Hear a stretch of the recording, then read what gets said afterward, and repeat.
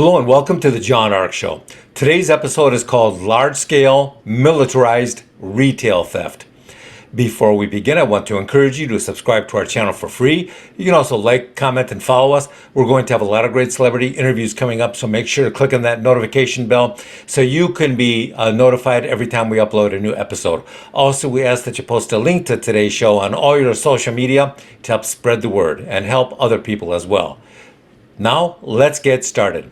It used to be that when shoplifters came into a store, they may have stolen a candy bar or a tool of some sort and then quietly left. Now, shoplifting is entirely different. It's almost like a high-speed military attack that happens in a couple of minutes and then everybody flees. What's interesting about it are several things. First of all, when the shoplifters come into the store, they come in large numbers, oftentimes more than 100 of them. Sometimes as many as 200 of them can flood into a store. They're all dressed in black and they all have their faces concealed and they're all wearing gloves to avoid leaving fingerprints. They will immediately run towards the high value items, purses and jewelry, and grab everything in sight.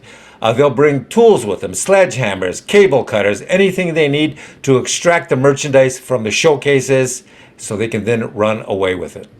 They'll also organize everything on social media at some off-location site to discuss all the plans, and then they will storm the store. Every time they pull off one of these high-speed, large militarized shoplifting swarms, they get caught on camera.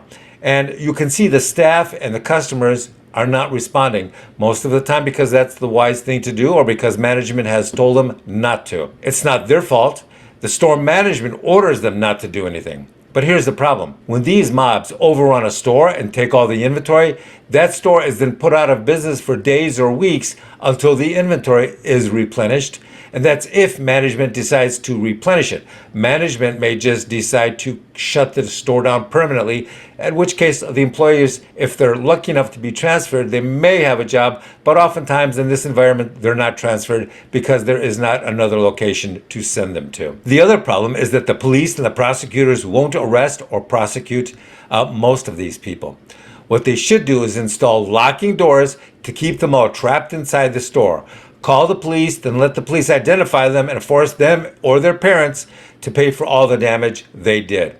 If you get the parents involved and punish them, then that will help. If the shoplifters are adults and they're caught, then they should be forced to clean the store every night for as long as a judge says they should.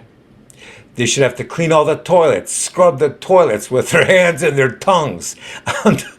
They should clean the bathroom. They should clean the break room. They should clean all the rooms with their hands, with their tongues, with their noses. Clean everything so they never do this nonsense again. Another thing they should do once they have their names is to permanently ban them from ever shopping at one of their stores again nationwide. That'll be a great lesson for them.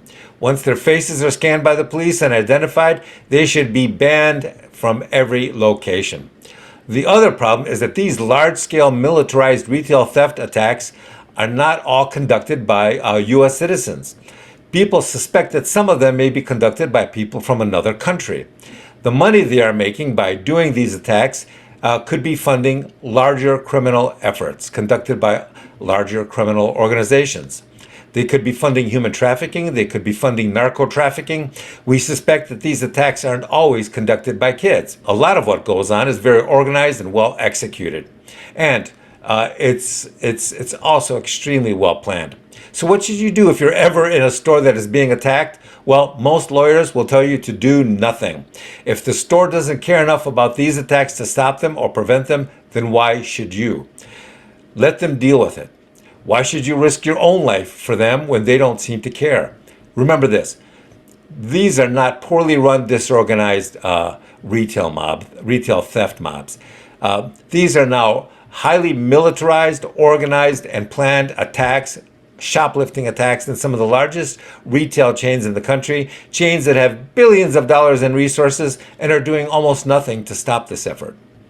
Stay tuned and watch what happens next as this continues to deteriorate and become a worse and worse problem for the companies, for the cities, and for the shoppers.